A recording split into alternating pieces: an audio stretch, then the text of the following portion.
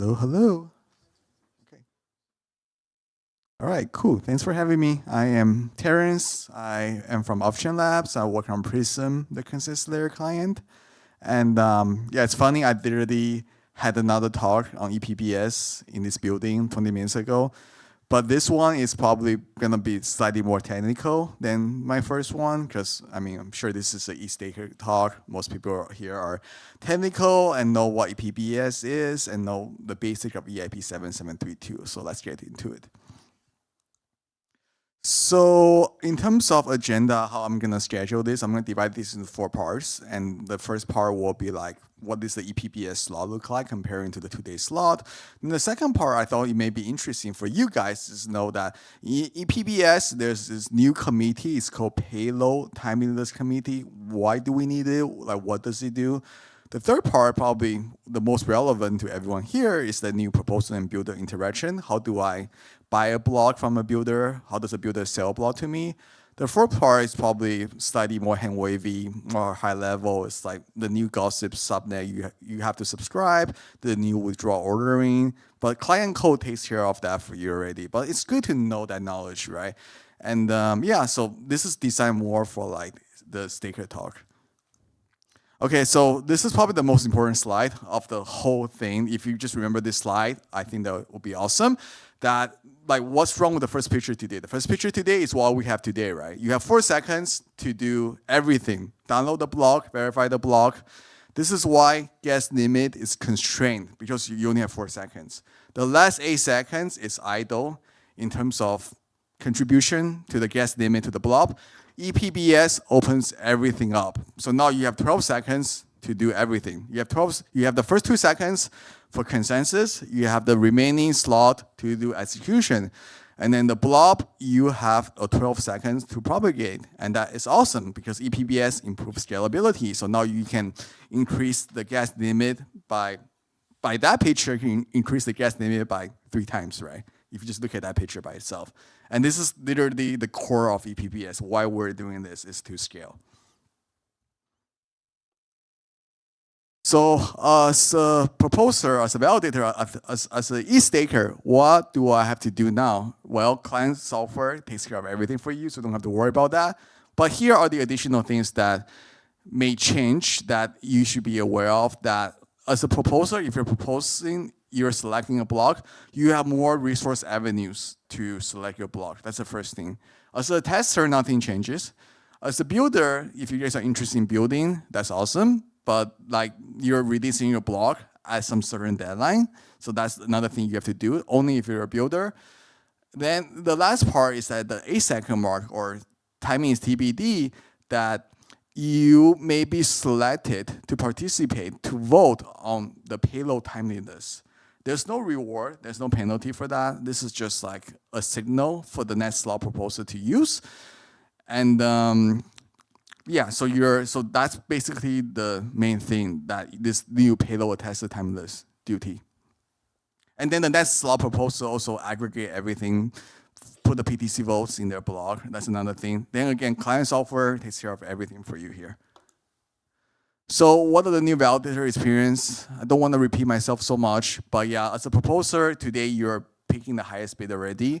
Some proposers may be slightly more opinionated in a way, so therefore they might not choose the highest bid. They may have their own config file to choose the highest bid. As a tester, that you're also voting on whether the previous payload was revealed correctly or not. So that's another thing. And then you have this PTC committee. That's a new thing. It's a new committee that votes whether payloads arrive on time. And the proposers of the next slot are responsible for aggregating the PTC votes in their view.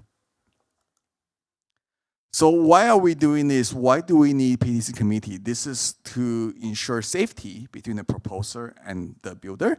Why do we need to ensure safety? Because as a proposer, I sell my block to a builder, I have to get paid, right? But if I'm a builder, I build my block and then I give it to the proposer. If the proposer failed to meet their end, I shouldn't have to pay, right? But if something goes wrong, who is at fault, right? So this is basically what the safety property that we guarantee with the protocol under ePBS if you use trustless payment. This is why PTC exists. So what is this PTC committee? It's a small committee that its number is 512. So what does it do? It basically votes whether the builder reveal their block on time. And then why is it useful? Because of, say, that the block was not revealed on time, the next slot proposer, attester can essentially vote to essentially reward out the payload. So, and because of that, you may see like an empty slot. And then what is cool about PTC is that there could be multiple deadlines, for example. Like you can have a deadline for the payload, then you can also have a deadline for the blob and stuff. So you have multiple deadlines. And that's really cool. PTC can be flexible for that type of use case.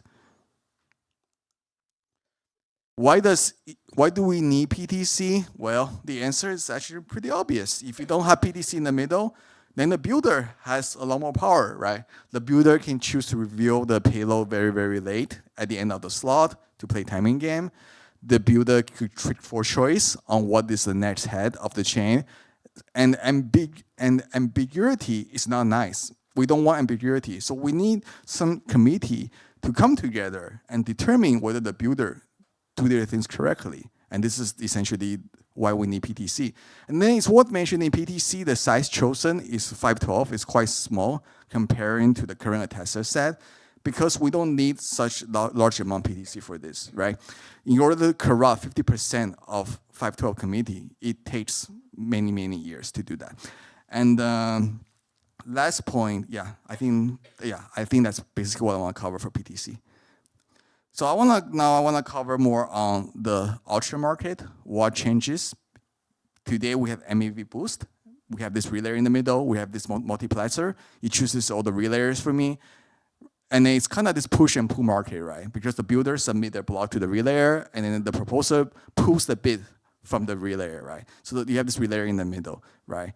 And then the visibility-wise, it's like anyone can see everyone's bid. So if you see like websites for that, there's a website for that, you can see this like bidding ladder, right? Everyone's trying to bid with each other, which is pretty interesting. But in the ePBS world, everything changes. We're splitting MEV boost into two different type of market space. There's gonna be a P2P market, and there will be a RPC market.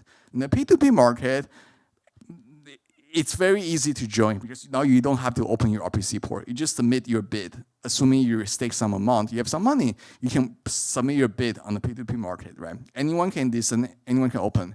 The downside is that P2P is slow, right? It takes a while for a bid to propagate. So it may not be as profitable. You may not win a lot of times. And this is why we open it up to have another RPC market that's very similar to how MEV boosts work today.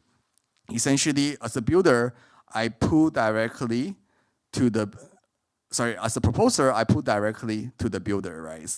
And then, but what's cool about this is that this type of market could be a private market because of like, there's no one in the middle, right? So I can just ask, hey builder, can you give me a bid for this slot? Hey builder two, can you give me a bid for this slot? And then I got the bid back, right?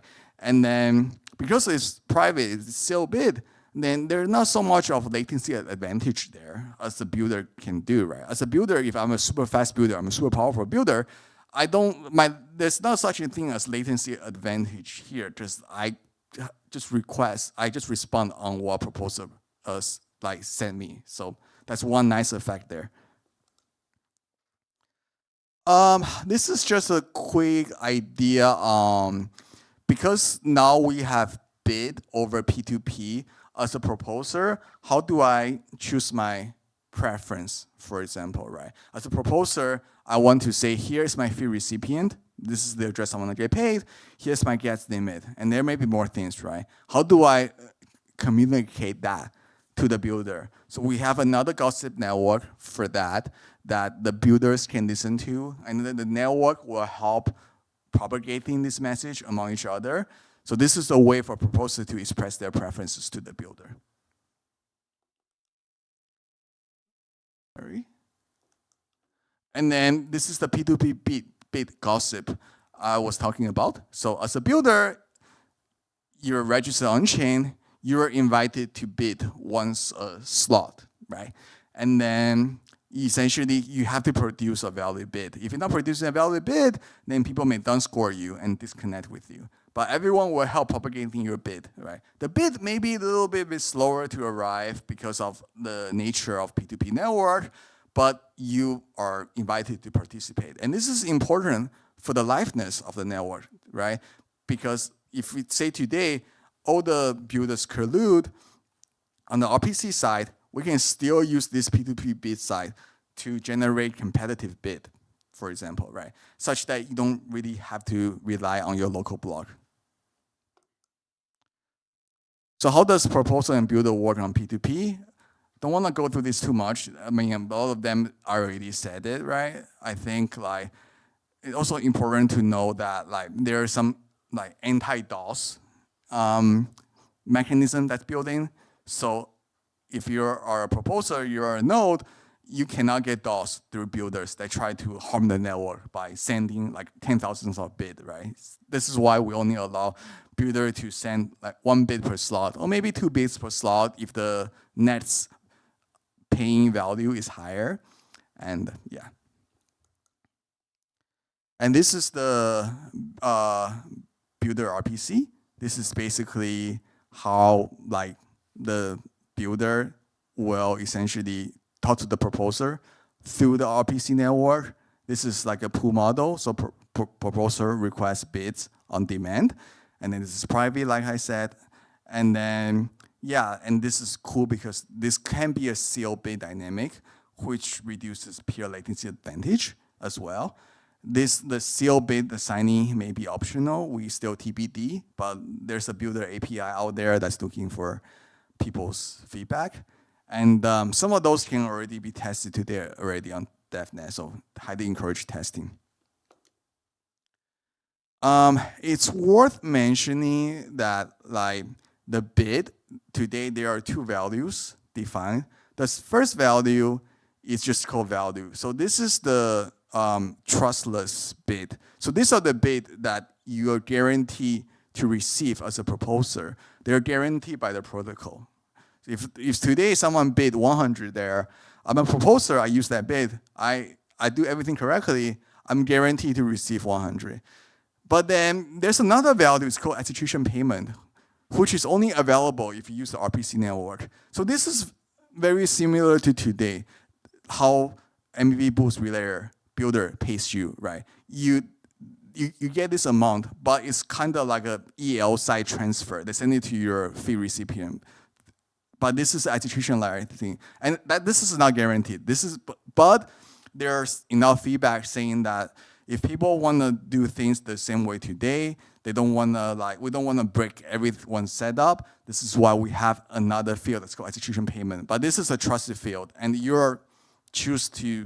and then you're welcome to use that as well. Client code will definitely consider both, and you have configuration such that you consider both fields. But execution payment is there such that it is backward compatible with today. So it's worth mentioning layers of trust here, just because this is eStaker that we want to be honest with what different trust level, right?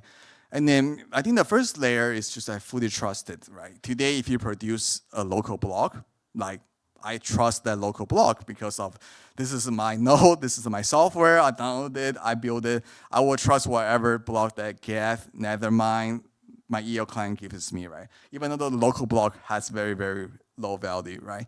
And then, so this is ensure liveness. Then the second level of trust is that you will trust something that's guaranteed by the consensus. And those are the block bid from the P2P network. And those are protocol enforced, basically, right? And this is what ePBS-enabled, that the protocol enables trustless payment such that you can use that bid over the P2P, right? And then the third level of trust is basically what we're having today, right? This with the MVP Boost every layer. But it is backward compatible. You can still use that, right? And then, so you have this execution payment field. And then this is just like an EL payment, like how everything works today, right? So as a proposer, you have options, right? It does get pretty complicated because you have to ask yourself, how much do I value 1? How much do I value 2? How much do I value 3? Or do I just take the highest amount of both, right? So this is can be pretty subjective. This is why client code, like Prism, for example, we're spending lots of time thinking how to give a nice configuration file such that as a staker, I can express all my preferences. So this may be how a configuration file look like, right? So you have your main base like today, you want to give your local block a boost, you can give a local block a boost. And for different builders, you can have your own opinion. You can say, for this builder, I only want to trust him, but I only want to trust him maximum for 1 ETH, that's it. Otherwise, he may like rug pull me or something like that, right? And then so you can have like different configurations. We're trying to be as flexible as possible. This is not set in stone. This is still very open for feedback. And I'm sure like EthStaker will be like a very, very nice party to give feedback on this. This is one of the last slides that it's worth talking about how withdrawal work with ePBS. Not much has changed in terms of, you won't see so much UX differences. You will still get your withdrawal. Nothing really changes there. But knowing that like today the priority is validator partial first, validator sweep second, right? But now we have 2 more things to add. So the priority is that the first one is always gonna be the builder paying the proposer. But that's just one spot. That's it. That's it. That's just always gonna be one withdrawal. Then validator partial withdrawal goes second. Then the builder sweep goes third. The builder sweep is when the builder wants to exit from the network so they can get exit. Again, I don't expect builder taking up much of the space in terms of validator, in terms of the withdrawal ordering queue. So for partial withdrawal and validator sweep, I think those should basically remain like unchanged. You should still see the same frequency of the withdrawal coming in and out. But it is worth monitoring, and it is a good question on just like, are the current withdrawal fair? Like, does it like hurt the solo staker and stuff? So this is something to maybe think more on. Yeah, so this is one of my last slide. It is my last slide, so thank you for coming to the talk. I just want to shout out, like, we are currently having DevNet right now on ePBS, on DevNet 1. So anyone is welcome to participate. This is now a very, very good time to give your feedback as an EthStaker, something that you don't like, something that you like. I mean, there's some API stuff, config file, can still be changed today, right? And then it's worth mentioning that you guys are very, very important in this ecosystem, so we will definitely like feedback from you. And then in terms of timeline, I think like it's very possible to do this like in Q3 and stuff. So I think we're getting there, we're making good progress. So yeah, thank you guys.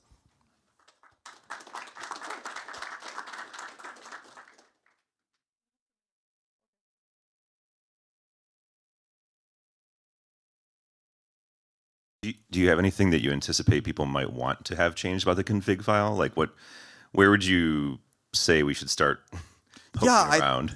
So I think proposer, it's a very like I think they rightfully should be pretty opinionated because of like regulatory regulatory restriction. And as we learned today, it turns out I learned that a couple months ago that like a lot of proposers, they can only work with OFAC compliance relayer, for example, and builder, for example, right? And then the question is just like, how can we, and today relayer does a lot of work to basically help with that thing, right?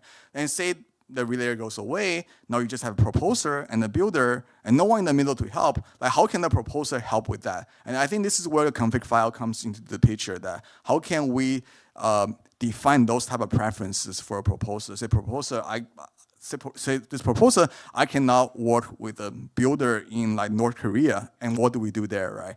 And this is something that we probably want to think more on how to define that in the file. Thank you.